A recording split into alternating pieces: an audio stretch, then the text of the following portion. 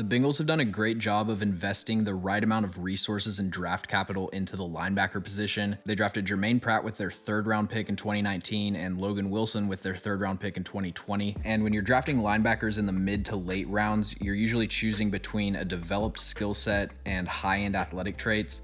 The Bengals prioritize athletic traits, which is the correct decision in my opinion. You can see right here Germaine Pratt and Logan Wilson's athletic testing. With players like this, it usually takes a few years of development before they start playing at a high level, and Germaine Pratt's having the breakout that you hope for in his fourth season. This year he has the highest PFF pass coverage grade among qualifying linebackers, and over the second half of the season especially, he's been making a few game-changing plays each week. So in this video, we're going to break down how Germaine Pratt impacts the Bengals defense as a cover linebacker and as a run defender. On this play from week 9, the Panthers are running sail, which is a concept that has routes at all 3 levels of the same sideline. Cincinnati's in cover 2 with Germaine Pratt playing the deep middle, and if he would have just dropped into his zone and covered grass, there probably could have been an opening for this backside dig, but he recognizes that the offense is running a high-low to the boundary with a deep corner and then a flat route that's barely past the line of scrimmage. So based on how far apart these routes are, the Panthers aren't putting any stress on the flat defender, and it makes sense that Tommy Tremble's route from the other side is going to split these two players in half. So Germaine Pratt carries the over. PJ Walker was expecting him to zone off, and he throws an interception. His other interception is from week 15 against Tampa Bay. The Bengals are in cover 3, and Germaine Pratt's playing as the weak side hook defender against a 3x2 formation. So at first he covers up this seam route from the backside, but then he does a great job picking up the over route from the passing strength. Tom Brady gets hit as he lets go of the ball, and then Germaine Pratt makes an incredible adjustment as he's falling down. One of the first things that you notice when you watch Germaine Pratt is his speed and pursuit to the football, but he isn't just a linear athlete. He has the ability to turn his hips quickly and pick up crossing routes as the hole defender. You see that on this play from week 15. He could have had an interception if he would have turned his head around, but it's still impressive how he's able to rotate his hips and then match the speed of a slot receiver.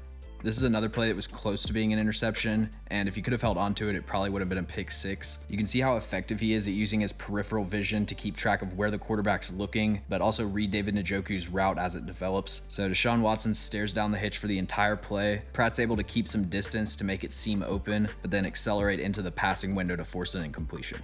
This acceleration and ability to shift quickly in between different zones is what makes the Bengals so effective running zone coverage. That can be said for Germaine Pratt and Logan Wilson, but you see on this play against the Patriots, Cincinnati's in Tampa 2, Germaine Pratt's playing the hook curl, and New England's trying to get a 2-on-1 with this flat defender, but Germaine Pratt's able to slide over and impact the play. In run defense, Germaine Pratt's more of a splash player than he is a consistent impact down to down, but he's one of the best linebackers I've watched this year at sifting through all the shifts and motions that offenses throw at him. It seems like anytime the opposing offense runs a jet sweep, Germaine Pratt's the one making the stop, but then when they fake a jet sweep, he's almost never tricked into getting out of position.